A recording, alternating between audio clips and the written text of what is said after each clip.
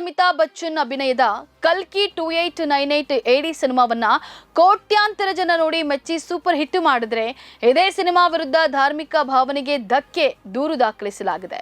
ಈ ಹಿನ್ನೆಲೆಯಲ್ಲಿ ಅಮಿತಾಬ್ ಬಚ್ಚನ್, ಪ್ರಭಾಸ್ ನಿರ್ದೇಶಕ ನಾಗ್ ಅಶ್ವಿನ್, ನಿರ್ಮಾಪಕ ಸುರೇಶ್ ಅವರಿಗೆ ನೋಟಿಸ್ ಅನ್ನು ನೀಡಲಾಗಿದೆ. ಶ್ರೀ ಕಲ್ಕಿ ಧಾಮದ ಕಲ್ಕಿ ಪೀಠಾಧೀಶ್ವರ ಆಚಾರ್ಯ ಪ್ರಮೋದ್ ಕೃಷ್ಣ ಎಂಬುವರು ಕಲ್ಕಿ 2898 AD ಸಿನಿಮಾದ ವಿರುದ್ಧ ಅಸಮಾಧಾನವನ್ನು ವ್ಯಕ್ತಪಡಿಸಿದ್ದು, ಸಿನಿಮಾದ ನಿರ್ದೇಶಕ, ನಿರ್ಮಾಪಕ ಸೇರಿದಂತೆ ಸಿನಿಮಾದ ನಟರಾದ ಪ್ರಭಾಸ್, ಅಮಿತಾಬ್ ಬಚ್ಚನ್ ಇನ್ನೂ ಕೆಲವರಿಗೆ ನೋಟಿಸ್ ಅನ್ನು ನೀಡಲಾಗಿದೆ.